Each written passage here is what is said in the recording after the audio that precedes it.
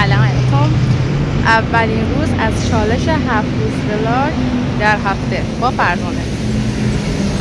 ساعت تقریبا نزدیک 3:30 ظهر. من توی ایستگاه اتوبوس نشستم، منتظرم که اتوبوس مد نظرم بیاد که برم مؤسسه. حقیقتا سمت صبح هیچ غلطی نکردم و فقط استراحت کردم و کار خونه‌مو انجام دادم. برای همین دیگه ولاگ نگرفتم. یعنی ما تو خونه خبری از ولاگ نداریم. امروز قراره که بریم مؤسسه، یه روز کاری رو داشته باشیم، بعدش هم خبرم خون با بزرگم. بچه‌ها حقیقتا خیلی سختم شده که دوباره بیام تو صحبت کنم. یه احساس معذب بودنی دارم، نمیدونم چی بگم، چطور برخورد کنم، یه جور خاصیه. امیدوارم که اگه خوب در بیاد این ولاگو بذارم براتون، اگه کمالگرایی اجازه بده.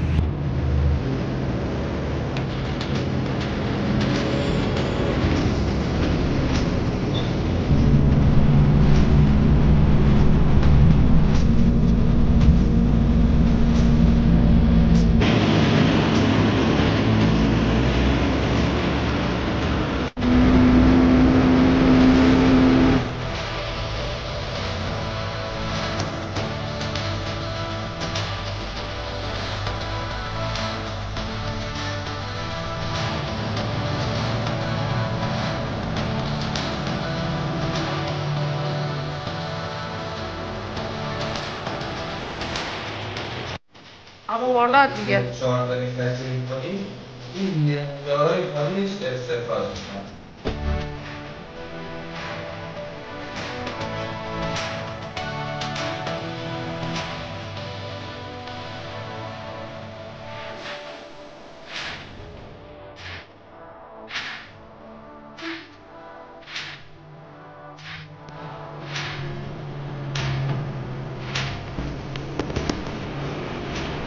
منتظرم که مراجعه بعدی.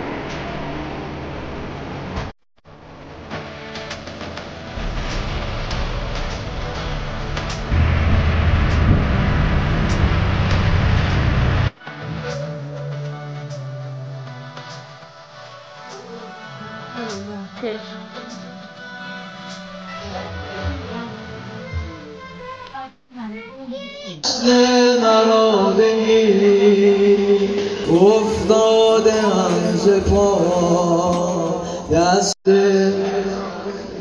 مددی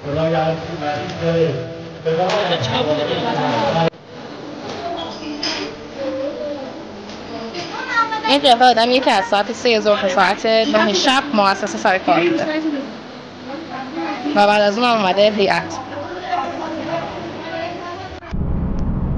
ساعت 11 شده. بالاخره داریم میرسم خونه. پس از یک روز بسیار طولانی امروز مؤسسه بودم. امروز فیکس 6 ساعت مؤسسه بودم. آقا سلام مجدد بعد از یه روز خیلی طاقت فرسا. البته طاقت فرسا که نبود، ولی خب الان ساعت تقریبا 20 دقیقه که شبه و خب من چون که قول داده بودم این کانسپت what is in my bag رو حتما توی ولاگ امروز بیارم. پارسی رو پاس بدار. چی تو کیفم دارم؟ همسرمو مجبور کردم که این موقع شب از من ویدیو بگیره تا بهتون نشون بدم که چی تو کیفم دارم بچه‌ها. و میکروفون جدید ASMR. خب بچه‌ها از اینجایی که من همیشه با خودم کوله پشتی هم میکنم، همیشه الان میخوام بهتون نشون بدم که چی تو کوله پشتی میبرم و این کوله پشتی از صبح باهام بوده و خودم نمیدونم که نصف چیزایی که توش دارم برش به خودم میبردم این ور اون ور و هیچ تغییراتی هم توش ندادم جز همین میکروفون که توش بود و در آوردم. بذار اینو بذارم پایین که محتویاتشو بذارم روی میز براتون. ابتدا از جیب بزرگ شروع میکنیم. این دفتریه که مثلا توش دارم ژورنال مینویسم و ولی بیشتر چک لیسته، یعنی مثلا مینویسم که چه کارهایی باید انجام بدم و بعد علامت میزنمشون. هیچ یه دفعه نشونتون دادم اینو فکر کنم توی ویدیو مسیج کانال. دفتر یادگیری زبان کره‌ای. یعنی نشخامو بهتون نشون بدم.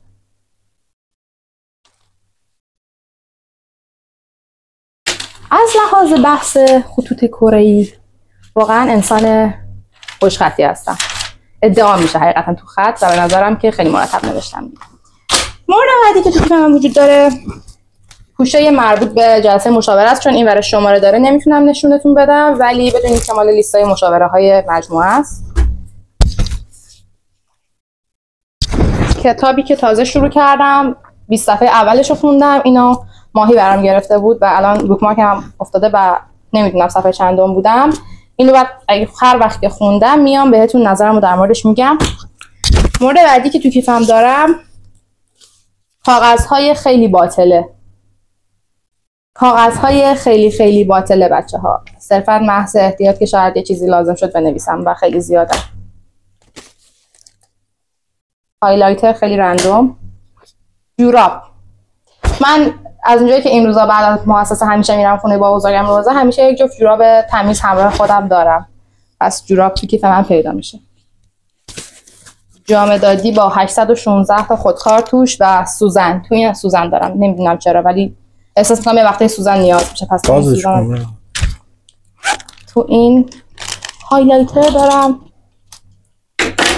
خودکار دارم. 2 تا تراش دارم و سوزن. آشغال کاغذ هم داری؟ آشغال کاغذ هم دارم. آره.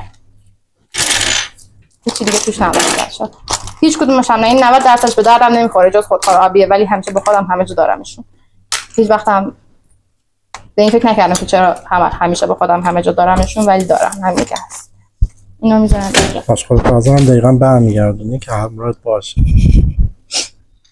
این کیف لوازم آرایشی های خیلی ضروریه، مثل کرم، مداد چشم و یه دونه رژ لب مدادی محض اطمینان و ژل ابرو. این چیز میزای این مدلی که اینجوریه. یعنی خیلی فکر کنم نیاز نیست اینو بریزم بیرون.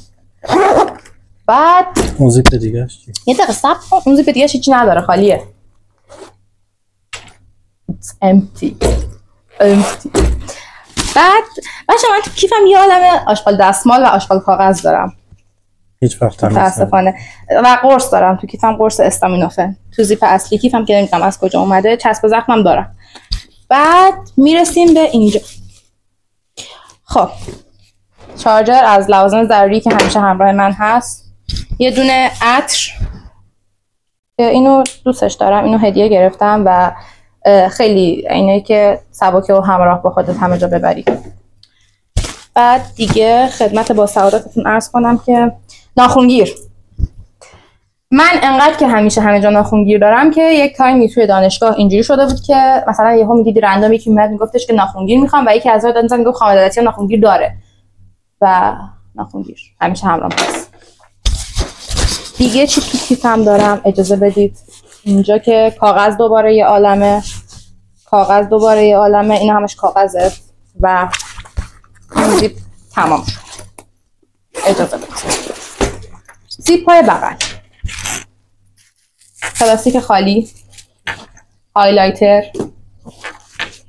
من شکلات و قند تو کیفم نگه میدارم. و در بطری. خیلی آشغال تو کیفم دارم ولی خب آشغال تو کیفش داره و دقیقاً برمیگردونه سر جاش که یه وقت شاید لازم شد. این جیبم خالیه، هیچی نداره. این زیپ هم پلاستیک دارم یه عالمه مجددا. مثلا هیئت رفتیم این ور رفتیم اون ور رفتیم پلاستیکاشو ننداختم. رو گذاشتم تو کیفم محض احتیاط. یه لاکچری در بیار حداقل. دارم ببخشید بلد نیستم دارم لال میشم. این زیپم ماسک دارم بچه‌ها از دوران کرونا. شاید 1 سال بیشتری که این ماسک تو کیف من مونده ولی استفاده نشده است و نوع یعنی از این خطوط تاش کاملا مشخصه. بعد خیلی وحشیانه دارم این کارو انجام میدم.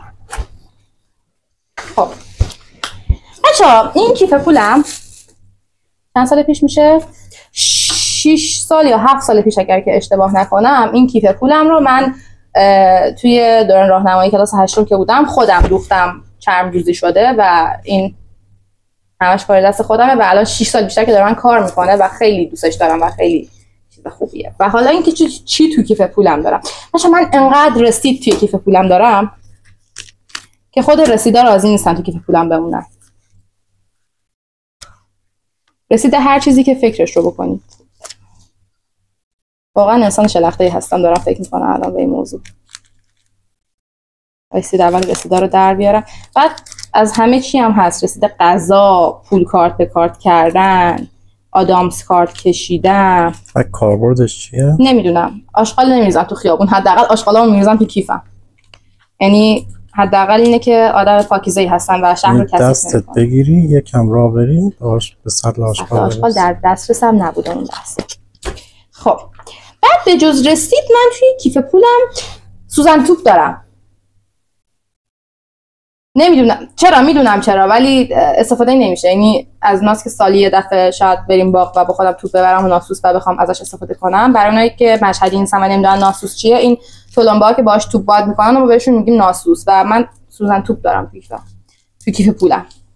به جز سوزن توپ چسب زخم دارم محض احتیاط، ولی چون همیشه دستمو میبرم. کارت های ویزیت کتابخونه ها و جاهای مختلف رو دارم و به تعداد، اجازه بده لحظه من شماره کارت ها مشخص نباشه، به تعداد بسیار بسیار بسیار زیادی کارت های فقط میتونم واریز، نه کارت ملیام و اینا منظورمه. اجازه کارت افتاد چی شد دارم یه دقیقه صبر کن.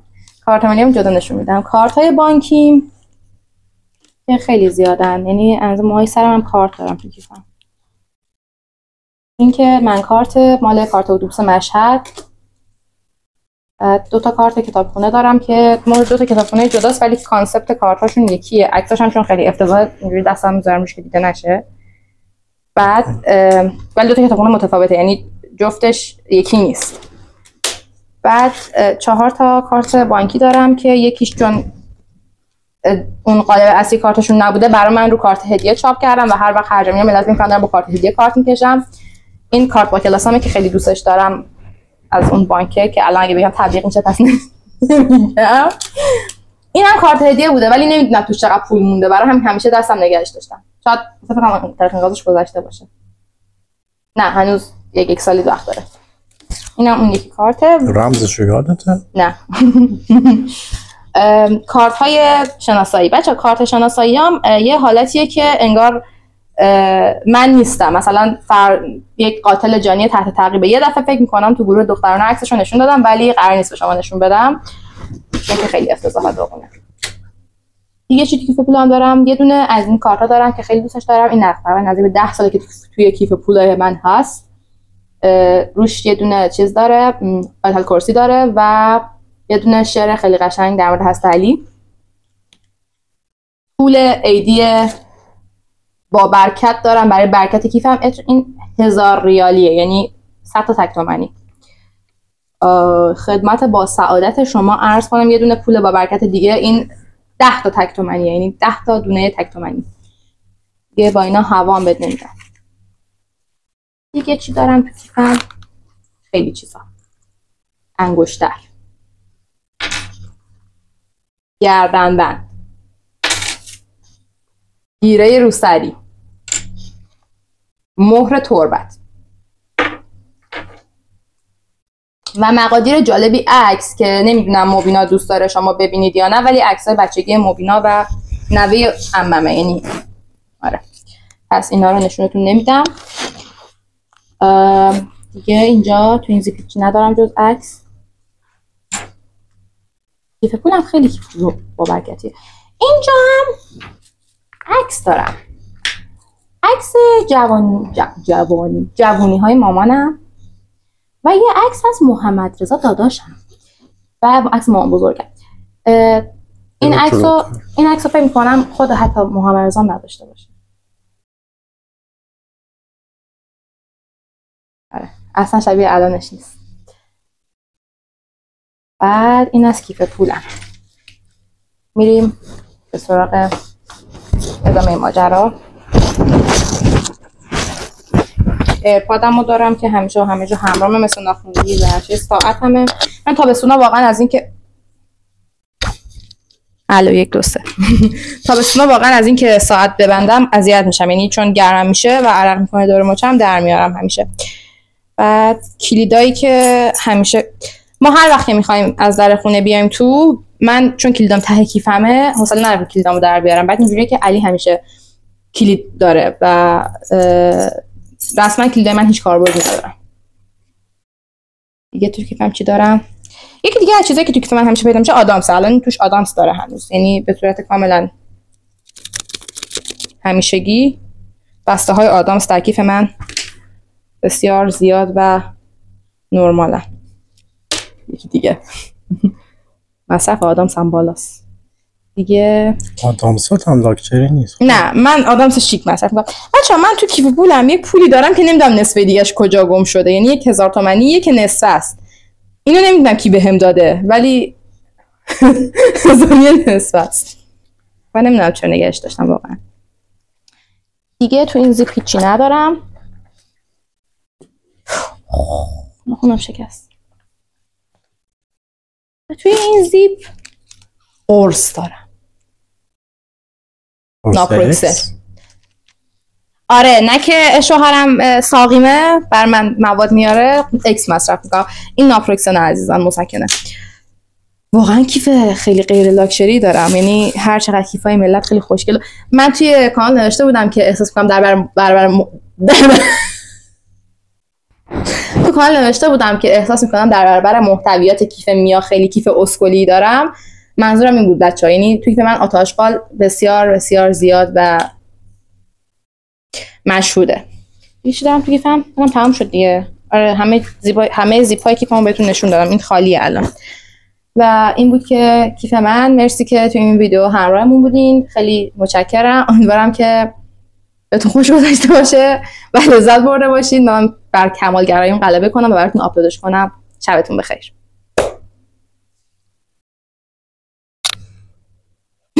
It was at this moment that he knew he fucked up.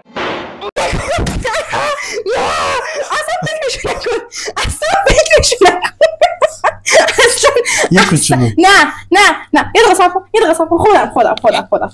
خودم تکمه دقیقه. بذار کارت گواهی نامم نشون بدم. اون کارت ملی که اصلا کارت ملی اصلا فکرش نکن. کارت ملی ببین این واقعا مجبورم به این عکس گواهی نامم نشون بدم. صبر کن. ببین من دستم اینجوری میذارم روش. خب بیا اینجا. 2 hours later. روانی زنجیره تحت تعقیب.